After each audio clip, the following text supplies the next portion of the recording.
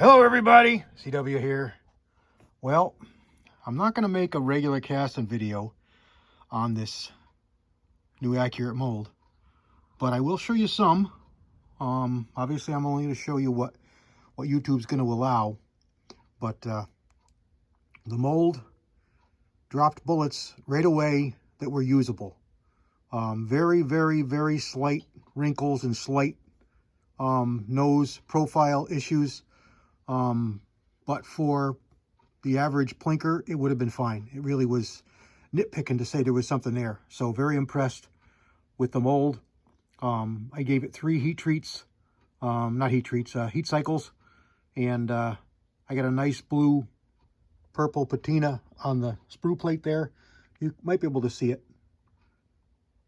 But it's casting really nice bullets. Now these are not culled, other than, you know, a 3-foot eyeball looking at them as they're dropping out of the mold. But I'm sure there'll be a couple in there that'll get tossed, but by and large they look really good. I haven't weighed them or sized them yet. I mean measured them or weighed them yet.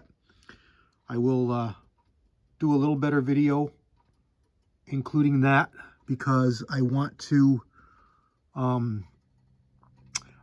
use the new sizer for this video, so I'll be doing that.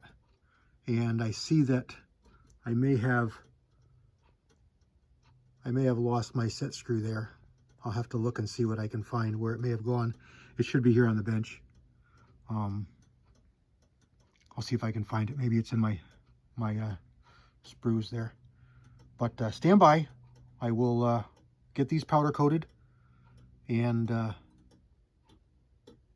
get downstairs and get them sized and get you back with some video on the sizing. I'm not going to show you anything with the powder coat because I probably not going to get it done till tomorrow, maybe later tonight. We'll see how things go. I've been on my foot here about a half an hour, and that's about as far as I can go before it really starts hurting. My knee, I should say, before it starts hurting.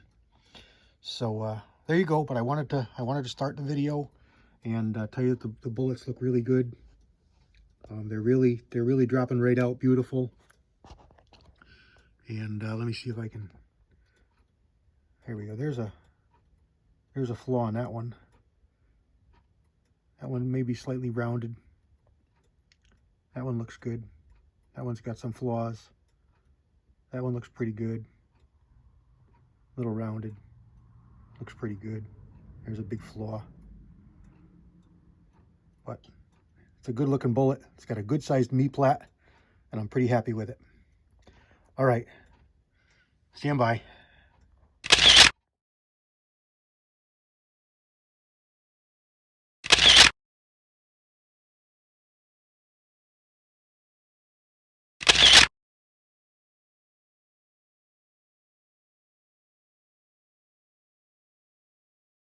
Okay, we've got the bullets all powder coated, all finished casting and all powder coated. And this is Eastwood's Cadillac Blue. It's a really nice color. I really like it. It's very close to the old Nyclad Blue, which is a color I've wanted to replicate for some time. And I've got one bullet here that I ran through the process so that I can test hardness to see how our alloy is. So that's not going to go anywhere. It's just hanging out there. So let's get this die set up. We're going to run this one through its paces again. This is the die that was sent in to me to evaluate and see how I liked it. And I want to use it a little bit more here and get some experience with it. So let's get the parts out here and set it up and see what we need here. We need a push rod for 375. So 398 is going to be too big. That one there would be okay. What do we got over here? That's a 450. And there's one more back there that might be more appropriate. I don't remember what he sent me for sizes. 356. Yeah, 356 is going to be the closest to 375. We've got a 398, which is going to be a 40 caliber. We've got a 3065, which is going to be a 30 caliber. And we've got a 449, which is going to be for a 45 caliber. So we're going to use the 356. I'll set the rest of this back there. Again, here's the die body. And this works. Retention is just that rubber O-ring that's used with the Lyman 450 and 4500 to seal for stopping grease from coming back up. So you put it in just like this, and then just push it in. And it goes right in, and the rubber holds it in place. Because we're using it this way, pushing it up this way, it's fine. It's perfect. So it's a really, really neat design. Then just screw it down into your press. And it's pretty lightweight material. It's hopefully he will comment in the comments, and he can give any information, answer any questions that I may not know. And here's his design for the pusher, and it's also done with an O-ring, and it's a pretty ingenious design. I do like it. O-ring and a shoulder, so it just goes right in, and there you go. This part I'm not keen on, and I've got him to talk about it a little bit. It doesn't line up quite perfect because there is a little bit of, you know, play there. It's not dead perfect. It works fine. It's not a problem. It's just that's how it is. So hopefully he can give some pointers or advice or suggestions as to why he did what he did with that. So let's I gotta get sat down here because this knee, it's okay when I get off it, but it can be a pain standing on it, and I gotta get it so it clears my body. So hopefully I won't be blocking too much of your view when I get in position here. Okay, that'll work. Here's a vessel to hold our sized bullets. And let's size some bullets.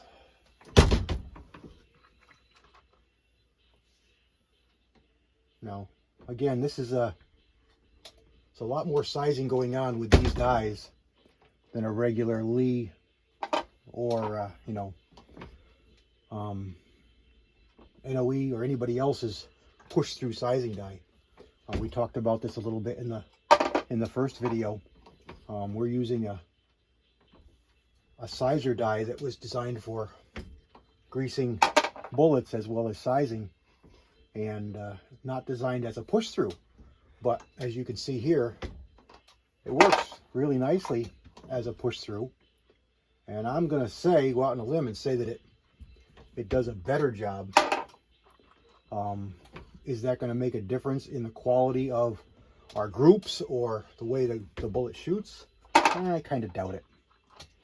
But it is a more thorough squeeze on that bullet, you know, to bring it to concentric and to bring it to the diameter that we want. So I'm happy with the use of this. It's nice. It's a nice product, and the best part about it is, if you've been at this for a long time, you already have these dies. So why are you spending money on? I guess a little bit of the problem with the alignment. It was off a little bit, and now because the bullet is partially in there, finding the exact right position is difficult because I can no longer see what's centered up. Here we go. So that's definitely a something to be concerned with. But anyway, back to using these. This is not something that I would advise for somebody starting out to pick up as a sizer. I would still recommend the Lee or the NOE system, because you don't have anything, you know, you're starting from scratch, and that's a good system. It's less expensive than this because of the sizers. The sizers for this are expensive. This tool isn't expensive. You know, it's in line with everybody else's, but the sizers you need to use it with are expensive. And this tool is really practical because, you know, and I'm repeating myself, but practical from the standpoint of somebody who's been casting bullets for, you know, 5, 10, 15, 20, 30, 40, 50 years and has an accumulation of these sizer dies for a different style sizer, and now they're moving over to powder coating, and you know, the money they spent on those sizer dies is idle. It's kind of wasted. And to spend money on a new sizing system because you've changed your lubrication method kind of adds insult to injury. So this tool is really a godsend because it allows you to save money that you've already spent. You know, you don't have to spend it again.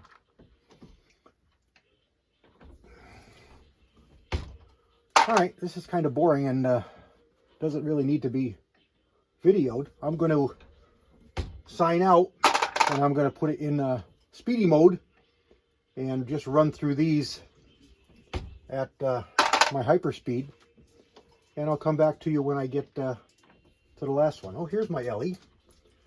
My Ellie girl came to visit. Where are you? Good girl. You guys can't see her. She's down here at my feet. All right. Stand by. I'll come back in a minute.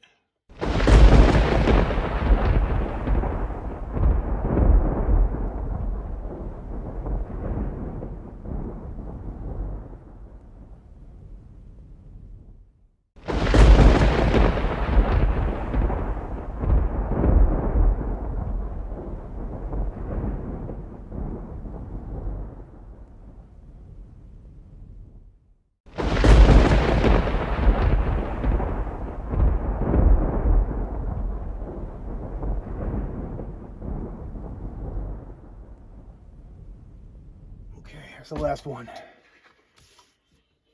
So let's take this last bullet here and let's measure it and see what it's dropping out of the mold for a diameter and see what it's dropping at a weight with this alloy. Now this alloy, I really do not know what it's going to be as a hardness. It's going to be fairly soft. The reason I don't know is I had it listed, I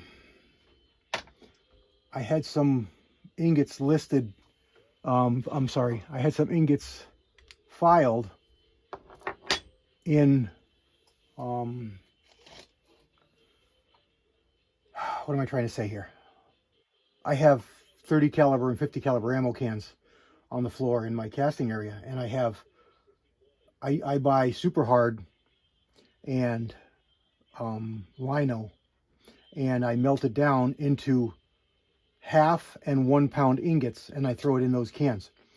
I had picked up some or had some sent to me from a gentleman over on Cast Bullet Board, and it's cast in the blocks that somebody over there created. Cast Bullet, Caster's Gold or something like that, and it's not marked for alloy, and I had it in the super hard. So I know it's not going to be wheel weights because I have a wheel weights bucket and I would have put it in with wheel weights, so it must be something harder. I should have written on it more clearly, but I put about two pounds of that in with about 4 pounds of dead soft, and then I added 2 good sized chunks of Andy Zinkmaster's Andy Zinkmaster's tin in there, his tin solder. So it makes for a real nice alloy, and I know it's fairly soft. So I'm gonna venture and say that it's probably gonna come up around a 12 BHN. Maybe a little bit softer. So it should be really good for this cartridge, is the bottom line. I'm going to load these up in 375 Winchester as deer bullets. and they're probably going to be going in the neighborhood of 1700 feet per second. I don't strive for accuracy. I'm sorry, velocity. Much past that. My target velocity for cast bullet hunting loads is always 1800. Rifle stuff, always 1800. And that's more a target. It's more because that's where hydrostatic, hydraulic shock really starts to play a part. 2200 is the accepted minimum for full-on organs getting vaporized from the shock of the bullet hitting the animal, going through the animal. And that phenomenon begins about 1800. So that's where I target my velocity. Also because, you know, it's a cast bullet. That pressure you can generally get, that velocity you can generally get without exceeding normal standard operating pressures that most cast bullet shooters strive for, which is really under 40,000 psi. So that's my reasoning. That's my thinking for that velocity. But this cartridge doesn't have a lot of room for powder. They offered it from the factory with a 250 grain and a 200 grain, and I think somewhere in between those two is probably about optimal. Going up with a cast bullet 250 is just fine because it's different. Cast bullets are just different. They're definitely not less quality. They're definitely not less performance. They're definitely not less of anything. They're actually superior in some applications. Definitely not superior if you're a Magnum-itis guy and you've got, you know, the 300 Ultra Magnum Super Duper, you know, Earthshaker Magnum. No, that's not your thing. But if you're a 30-30 guy, 35 Remington guy, 375 Winchester guy, 38-55 guy, lead can actually be superior. It's really what these cartridges were built around, and they really, really, really work well with lead alloys tailored to their velocity range. You can do so much with a lead bullet you don't even realize. It's like a forgotten art, and they're in no way, shape, or form second fiddle to a jacketed bullet. No way, not even close. So let's I can ramble on forever. All these things are in my head. So let me clean up the bench here. Let me get a scale and a measuring device, and let's make some measurements and close out this video. Stand by. All right, a little different angle here. Hope you can read. Hope you can read that. Can you read that? If I touch the camera, it's going to bounce. So maybe I can zoom in for you a little bit. That's probably a little better. So let's just let's see what this weighs. And again, this is totally alloy dependent. So this also tells us a little bit. I believe I specified clip-on wheel weights because you can do that with a lot of these manufacturers. Can you see that with the glare? I'm sorry, that's better. So 248.9 grains. So 249 grains. So anyway, you can specify with a lot of manufacturers what alloy you're going to use. So, you know, you go through their catalog and you find a bullet, in this case 375, 38 caliber in the way he measures them, and 250 grains. So when you order your bullet, you fill out your form, you can choose the alloy you're going to use, and that's going to determine how he cuts the mold. Because if you're making it, if you're going to be using Linotype, for instance, he's going to cut a little bit bigger bullet, not diameter wise, probably length wise. If you're going to be using pure lead, he's going to cut a little bit smaller bullet. Again, not diameter wise, but probably length wise. And it's a small amount because the difference is only just a few grains, but he will try and make exactly what he advertises, exactly what you're buying. You know, you're buying a 250 grain bullet of 375 diameter. If you get a 45 diameter bullet, that's not what you want. If you get a 260 grain bullet, that's not what you want. You want what you ordered, a 375 250 grain. So the variable is the alloy. So knowing that this is a 250 grain bullet and I specified clip-on wheel weights, and our weight is coming in under the specified weight, lends you to believe that it's probably a little bit harder than clip-on wheel weights, which I'm surprised to know that. But again, that variable for me is that redneck gold. That's the word I'm looking for. That ingot that I put in there was really unknown alloy to me, just bought as very hard richening alloy for soft lead. So it's possible that this is just a little bit harder than clip-on wheel weights, which is going to be fine. It's not going to make a difference to me. I would have preferred it a little bit softer, but it's fine. It is what it is. All right, let's back you out here a little bit. Sorry for the shakes that are going to happen. Hang on. Back you out here. Get this out of the way, and let's get some diameters. Now this is going to be as it drops from the mold.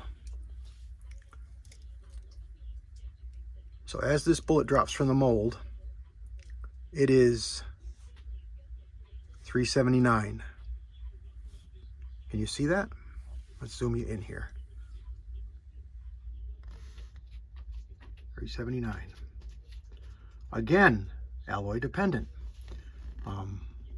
Different hardnesses are going to be larger or smaller. That's the reason that some alloys, sometimes with some alloys, they don't drop out of the mold as well, because they run a little bit fatter. So they're going to stick a little bit more in your mold. So this alloy is running 249 and 379 in diameter. Now we sized these just a minute ago, you know, all these over here, we sized these to 377. And I just did that because that's the alloy that the diameter I've used before for this rifle, and it's what has worked. But some 3855s, you may have to size them up 380 something. And in that case, this bullet may be too small. Now, powder coat's going to add a few thousandths, but I don't like to rely on, I don't like to buy a mold in a diameter where I'm relying upon powder coat to up the diameter. I don't mind doing it occasionally to make things work, you know, but as a reliance thing, I'm going to buy the mold in the diameter that I need for the caliber and the gun I'm shooting them in, and then deal with powder coat additional diameters after the fact. So there we go. I can make this video crazy long. I try not to, but they always tend to be longer than I like them to be. So let's close this out. So I've got 100 or so here. I've got enough to play with. I've got those 30-30 cases that we made into 375 and a couple of videos back over there sitting on the bench from before my surgery. So I'd like to get those stuffed, filled, and ready for a range trip a little later this spring. I hope everybody has a great weekend. We've got some weather coming through here. It's been snowing for 2 days, but we've got no accumulation because our temperatures are all over the map. So that's good. We don't have nothing to shovel, but it's kind of pretty to look at. I hope you're having a great time, a great day. Hope everybody's happy and healthy. God bless everybody. CW out.